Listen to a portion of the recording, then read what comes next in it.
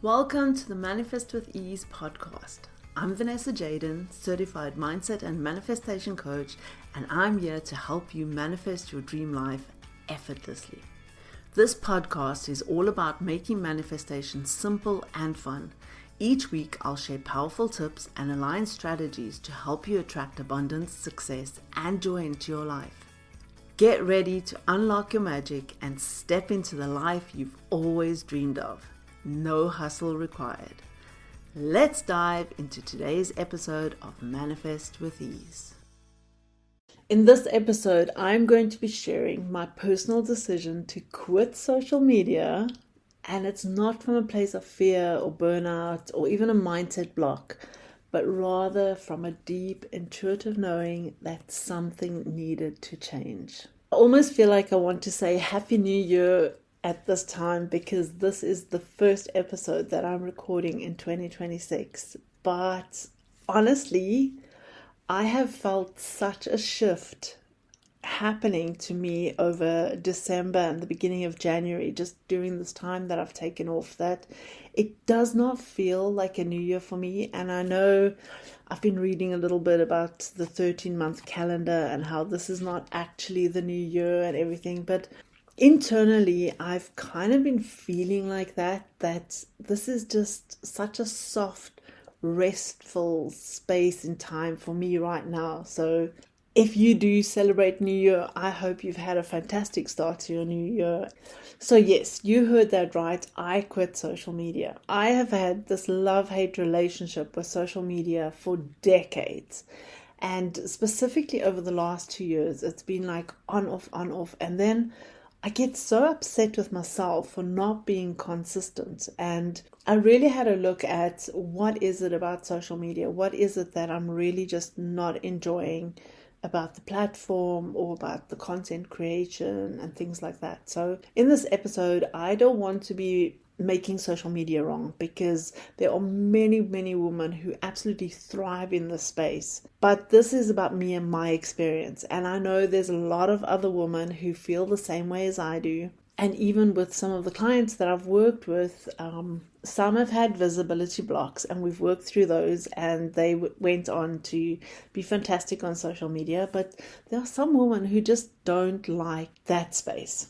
I come from a time before the internet, and I remember when the internet just came about, and it was just like such an amazing place to meet people, and even before social media. So I remember what it was like to just be with yourself. Some of my favorite memories are I would lay down on the floor, I'd put my headphones on, and I'd put a record on, and I'd just completely be one with myself and one with the music. And I could just lay there for hours just being with myself.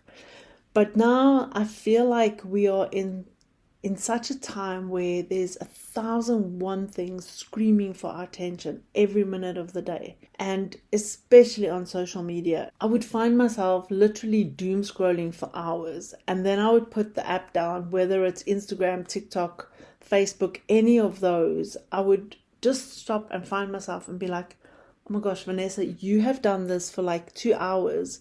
And what have you actually gained? And I would realize absolutely nothing, because I didn't actually learn anything. There was no personal growth that happened in this moment. It was literally absolutely a waste of time. So between doom scrolling and honestly feeling like social media is absolutely soul sucking, like the most graphic description of how I can explain how I feel about social media. And this is whether it was creating content or even just being in that space. I'm a person that really values deep relationships and like having honest, deep type of conversations. So those would be the two main reasons why I quit social media. But then there were other things also, like you will be going through social media and it felt like content creation chaos, because in my mind I'm fighting or I'm trying to create something just to get somebody else's 5-second attention span. And then there's also all that conflicting information that you're seeing on social media. Like one post will say, you should niche down and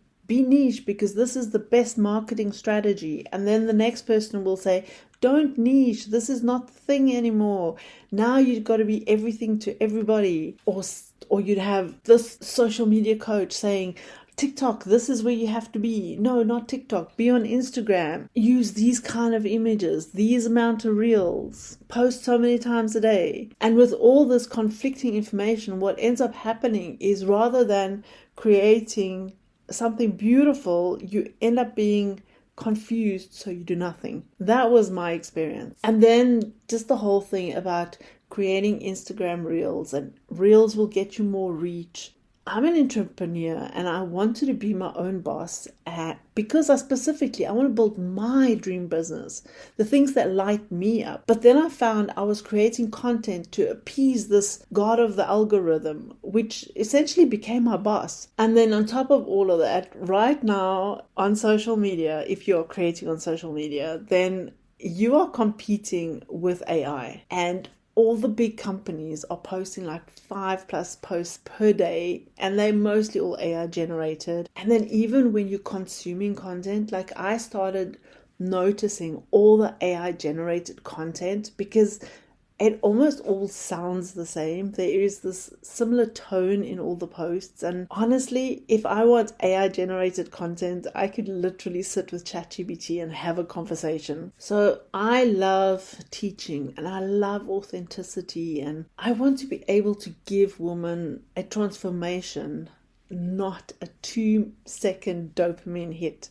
That was just not working for me anymore. And this is a big thing that I teach my clients, is about energy exchange. And I realized that as long as I'm feeling so drained, like I'm experiencing the soul sucking, and then I'm making content for the sake of making content or for the sake of the algorithm god, then that energy is being transferred into everything that I'm creating. And then I'm actually ending up repelling my ideal clients. And no matter how much work I do on my energy, I just end up in this vicious cycle, this soul-sucking cycle. And I got to the point where it was just like, I am done. I am so done. I have done so many courses on marketing. I've done so many programs, different programs on social media management and what to post and how to post and content creation and all of these different things. But I got to the point of, I do not want to play this game anymore. I do not want to be a part of this anymore. And then in all of this, I haven't even spoken about how the system is set up in such a way to be addictive. And what about all the safety implications? So those are the main reasons why I quit. And I'm sure if I think about it for longer, I'll probably find more. But the big thing for me is I just didn't want to feel this big fat energy drain, and I wanted my content that I'm sharing to be transformative, to be inspirational, not making content for the sake of content. And it's been such an experience since I quit social media, since I made that decision that number one, I wasn't going to make content, and number two, I'm not going to consume content. Now, the not going to consume content has actually, well, it was a little bit harder than what I thought it would be, because I found myself picking up my phone a number of times. And I realized I'm just picking up my phone for the sake of picking up my phone, because I put limits on all the apps and things, and I'll probably still end up just taking them off my phone. I have gotten to the place of where I don't feel the need to have to pick up my phone, look at what's on social media, look at what's happening, look at what everybody else is saying, getting sucked into that doom scrolling. It's been such an experience to realize how, since I've cut out that noise, how it's actually strengthened my intuition and my manifestation power. Because you see, my mind has quietened down. It's like it's just so soft inside there. And it's felt like just such a release, like not that I am in the space where I have to do something, but I've taken back, this is my business and I'm going to do it the way I want to do it. I'm going to do the things that light me up, and I'm going to do the things that I feel are fun. And since quitting, I've actually been getting a lot more creative ideas on things that I want to put out, and transformational programs I want to create, and masterclasses and things like that literally going to actually help women to manifest their dream life, not to have that 2-second dopamine hit. And I've realized that in terms of my marketing for my business, that I have to lean into my intuition a lot more, and I have to trust God, universe, source, whatever you want to call it, what feels good for you. I have to trust that a lot more, because I'm stepping out of what everybody's doing and finding new ways of doing this. I've also felt that my productivity has increased, because that addiction to just pick up my phone all the time, it's not there anymore. Even though like sometimes I'd be sitting and I'd be journaling. So I'm like really in that space of doing the inner work, and I'd find myself reaching out for my phone, whether it was next to me or not. And so since I'm not having all these pickups, which sounds like random and stupid, but it's really a thing. Since I'm not doing that, I'm a lot more focused on the task and what I'm doing in the moment. I've used screen time on my phone for a very long time. So I have downtime. So at a certain time in the evening, my phone switches off. Currently it's set for 8 p.m. Then all my apps are literally blocked. I can't go into my apps except for I have left on my Audible, because sometimes in the evening I like to listen to an audiobook, or I might want to listen to Spotify where I'm listening to a podcast. I love listening to rain sounds, thunderstorm